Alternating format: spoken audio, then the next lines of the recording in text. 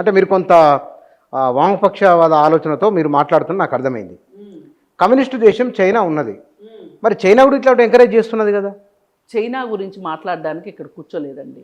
నాకు వామపక్ష భావజాలం ఉండొచ్చు, దేశానికి పాలసీలు మారతాయి, వాళ్ళు కూడా ఎఫ్డిఐలు తీసుకుని ఉండొచ్చు, ఎవరు చైనా వాళ్ళు కూడా.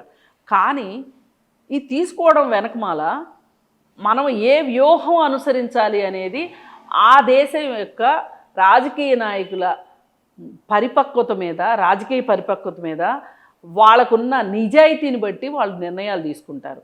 ఆ రోజు మరి మీకు ఎగ్జాంపుల్ చెప్తున్నా. 1971లో అమెరికా వాడు మన మీద పెత్తనం చేయాలి అనుకుంటే ఇందిరాగాంధీ ఏం చేసిందండి? చర్చల్లో నుంచి అర్ధంతరంగా లేచి బయటకు వచ్చేసింది.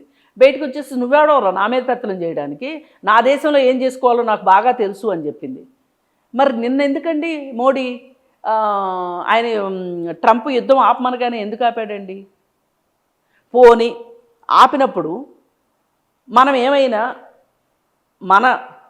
మన డిమాండ్లు ఏమైనా పెట్టామా?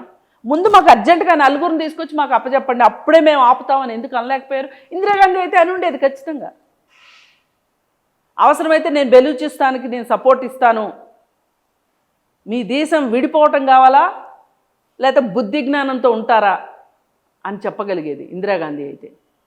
అలాగే ఎఫ్డిఐలు వస్తే కూడా ఎఫ్డిఐలు మన మీద దౌడు చేస్తాయా, మనం ఎఫ్డిఐల మీద దౌడు చేస్తామా అంటే నిర్ణయాధికారం ఎవరిది ఉంటుంది, ఏ దేశ ప్రయోజనాల కోసం ఆ నిర్ణయాధికారం ఉంటుంది అనే ఒక నాయకుడిని బట్టి ఆ దేశంలో నష్టం జరుగుద్దా లాభం జరుగుద్దా అనేది ఉంటుంది. మేడం, ఇక్కడ మీరు ప్రస్తావన వచ్చింది కాబట్టి నరేంద్ర మోదీ మొన్న పహల్గాం తర్వాత ఆయన తీసుకున్న నిర్ణయాన్ని దేశం మొత్తం ఆయన వెనుక సపోర్ట్ నిలబడింది. ఆగిన తర్వాత ఆయన పట్ల పెద్ద విమర్శన రావట్లేదు కదా, మరి ఎందుకంటారు? ఏది యుద్ధం ఆపిన తర్వాత మీరు అన్నట్లు ఆ నలుగురిని పట్టుకొని రండి మీరు అని క్వశ్చన్ అంత వస్తున్నట్లుగా మొత్తం సమర్థిస్తున్నారని మీరు అనుకుంటున్నారా? ఆ బీజేపీ పార్టీ వాళ్ళే సమర్థించట్లా, ఆర్ఎస్ఎస్ వాళ్ళే సమర్థించట్లా. మీకు నక్సలైట్ల మీద చూపించేంత కఠినమైన వైఖరి పాకిస్తాన్ మీద ఎందుకు చూపించలేదు అని అడుగుతున్నారు. మొహం ఎక్కడ పెట్టుకోవాలో తెలియక మన దేశ హోంశాఖ మంత్రి ఇంతవరకు అసలు బయట ఎక్కడా కనిపించట్లా. అమిత్ షా ఈ మధ్య కనపడుతున్నాడు, అమిత్ షా కనపట్టలా. ఎందుకంటే ఏం బాబు నీకు కగారు మీద ఉన్న ఇంట్రెస్ట్ పాకిస్తాన్ మీద యుద్ధం మీద లేదేంటి? నీకు యుద్ధం చేయమని కాదు నా ఉద్దేశం కూడా, ఇష్యూ మీద మీరు ఎందుకు నిలబడి మాట్లాడట్లే? ఫస్ట్ ఆ నలుగురు సంగతి ఏంటో చెప్పండి, ఆ నలుగురిని తీసుకొచ్చి నిలబెట్టండి, మాకు అప్పచెప్పండి, లేదు అంతర్జాతీయ న్యాయస్థానానికి అప్పచెప్పండి అని చెప్పాల్సిన అవసరం ఉందా లేదా మనకి? ఇప్పుడు ఆ నలుగురు బయటకు వస్తే అసలు ఆ నలుగురితోటి ఈ ఘాతుకం చేయించిన వాళ్ళు ఎవరో బయటకు వస్తారు కదా, అది ఎందుకు మనం అడగట్లేదు? నేను అనేది అదే. ఇప్పుడు ఏ ఒప్పందాలు జరిగినా ఒకప్పుడు ఘాట్ ఒప్పందాలు జరిగాయి, ఆర్థిక ఒప్పందాలు జరిగేటప్పుడు ఏం చేసేవాళ్ళంటే ప్రతి దేశానికి వాళ్ళ దేశానికి అనుకూలంగా ఆ విధి విధానాలు ఉండేలాగా చేసుకునేవాళ్ళు. ఎవరు వాళ్ళు? దేశం మీద ప్రేమ ఉన్నవాళ్ళు, దేశభక్తి ఉన్నవాళ్ళు, నిజాయితీ ఉన్న. అంటే మోడీకి లేదంటారా మీరు? తెలిసిపోయిందిగా, ఈ నలుగురిని అడగనప్పుడే తెలిసిపోయిందిగా మోడీకి. ఇంకా నేను కొత్తగా చెప్పేదే ఉంది? అసలు ఖనిజ సంపదలు వేరే దేశానికి ఎగుమతి చెయ్యాలి అన్న గొప్ప ఆలోచన వచ్చిందే బీజేపీ పార్టీకి, బీజేపీ వెనుకున్న ఆర్ఎస్ఎస్కి. అంటే ఎవరైనా ఇప్పుడు చైనాలో ఐరన్ ఓర్ లేక దిగుమతి చేసుకుందా చైనా? ఆయన ఐరన్ ఓర్ ఆయన అట్టాకి జాగ్రత్త పెట్టుకున్నాడు, నిల్వలు పెట్టుకున్నాడు. రేపు పొద్దున ఇండియాకి ఐరన్ ఓర్ అయిపోయింది అనుకోండి, అప్పుడు ఇప్పుడు వాడు 10 రూపాయలకు కొన్నాడు అనుకోండి, రేపు 100 రూపాయలు అంటాడు. మనకు అవసరమైతే చచ్చినట్టు కొనుక్కోవాల్సిందేగా. మనకు ముందు జాగ్రత్త ఉండక్కర్లా? ఏ ముందు జాగ్రత్త లేకుండానే ఇందిరాగాంధీ కావచ్చు, జవహర్లాల్ నెహ్రూ కావచ్చు, లేకపోతే ఇంకొకళ్ళు కావచ్చు ఖనిజ సంపదలను ఎగుమతి చెయ్యొద్దు, సహజ వనరులను ఎగుమతి చెయ్యొద్దు, ఈ సహజ వనరులను ఉపయోగించి ఉత్పత్తి చేసి ఉత్పత్తిని మనం పంపిద్దాం తప్పితే సహజ వనరులను పంపొద్దు అనే ఉద్దేశం ఉండబట్టే కదా వాళ్ళు ఆ విధమైన నిర్ణయాలు తీసుకున్నారు. మీరు ఎందుకు మార్చారు అసలు? ఇది దేశద్రోహం కాదా? ఎందుకు మాట్లాడితే అవినీతికర పార్టీ అని కాంగ్రెస్ మీద పడతారు? అసలు మీ అవినీతి సంగతి ఏంటి? నిన్న కాక మొన్న ఏడీఆర్ రిపోర్ట్ వచ్చింది. 93% ఎలక్ట్రల్ బాండ్స్ మొత్తం బీజేపీకే, మిగతా 7 అందరూ కలిసి తలా కొంచెం ఆకులు నాక్కుంటున్నారు వీళ్ళందరూ కలిసి. ఎందుకు జరుగుతుంది? మీకు ఎందుకు పారిశ్రామికవేత్తలు మీరంతా వాళ్ళతో ఫ్రెండ్లీ రిలేషన్షిప్ లేకపోతే మీకు వాళ్ళందరూ ఇస్తున్నారు? ఈడీఆర్ భయపెట్టి తీసుకుంటున్నారా? ఐటీఆర్ భయపెట్టి తీసుకుంటున్నారా? ఒక రకంగా మనం డీవియేట్ అయిపోతున్నాం కానీ సబ్జెక్ట్ నుంచి. ఇక్కడికి వస్తున్నాను, మీరు ప్రస్తావన వచ్చింది కాబట్టి వచ్చినాను. ఇక్కడ సమాజంలో ఏం జరుగుతుందో ప్రజలు వెంటనే స్పందిస్తున్నారు. ఈ అందాల పోటీల పైన నిజంగానే వ్యతిరేకత, ఏ అందాల పోటీ ఏమిటి, అది పద్ధతి కాదు, మన సంస్కృతికి భిన్నమైంది అనే అభిప్రాయం ఉన్నమాట వాస్తవమే. ప్రజలు ఎందుకు స్పందించట్లేదు? ఎందుకు క్వశ్చన్ అన్నిటి మీద స్పందిస్తున్నారు చెప్పండి?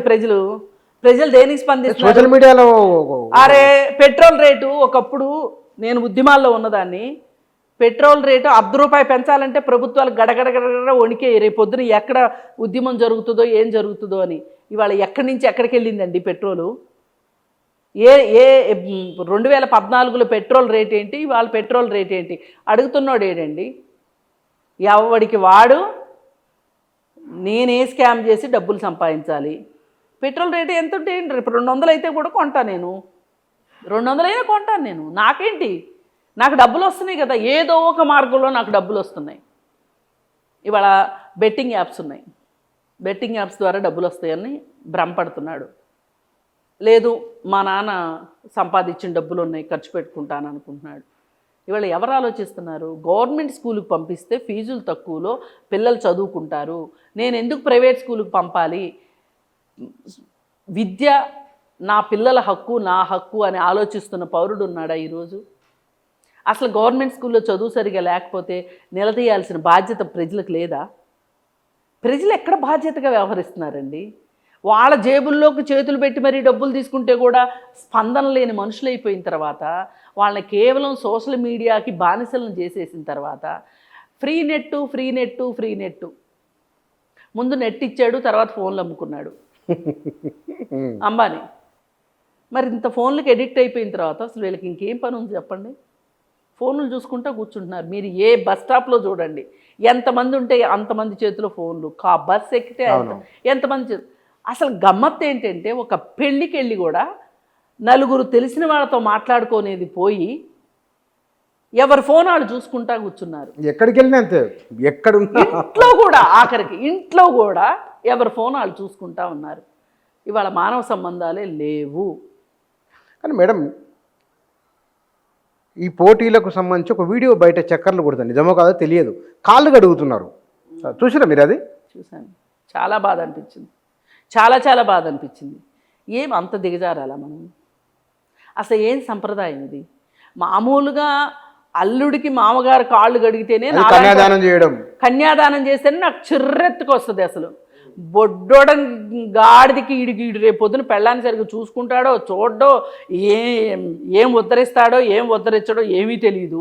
పైగా ఈడు కట్నం తీసుకుని పెళ్లి చేసుకునే గాడిదికి మామగారు కాళ్ళు కడగడం ఏంటి అని అభ్యంతరం చెప్పే నేను, అలాంటిది వాళ్ళు అందగత్తెలైతే ఎవరికి గొప్ప? వాళ్ళు వస్తే ఇక్కడ మనం కాళ్ళు కడగాల, ఆ కాళ్ళు కడగడానికి కొత్త పళ్ళేలు కొనాలా, టవల్స్ కొనాలా? అవేమో వాళ్ళు కడుక్కున్నారో వీళ్ళు కడుక్కున్నారో తెలియదు. కొంతమంది కడిగారు, కొంతమంది కడగలేదు. వాళ్ళ అభిమానం అవమానానికి గురైన తర్వాత అండి,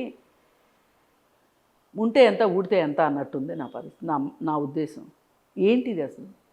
లీడర్ సినిమాలో డైలాగు, ఒక ఆడపిల్లని నేను రక్షించలేని కాడికి, మాన ప్రాణాలు రక్షించలేని కాడికి నేను పదవిలో ఉంటే ఎంత ఊడితే ఎంత అనే డైలాగ్ ఉంది. నాకు ఇక్కడ నిన్న వాళ్ళని కాళ్ళు గడిగిస్తుంటే వాళ్ళందరూ ఎంప్లాయీస్, ఈ ఉద్యోగం ఉంటే ఎంత ఊడితే ఎంత అని మనసులో ఎంతమంది అనుకుని ఉంటారు? ఎంతమందికి ఆత్మాభిమానం దెబ్బతిని ఉంటుంది చెప్పండి? ఎందుకు చేసినా పని అసలు కాలువాడు? అదే నాకు అర్థం కావట్లేదు.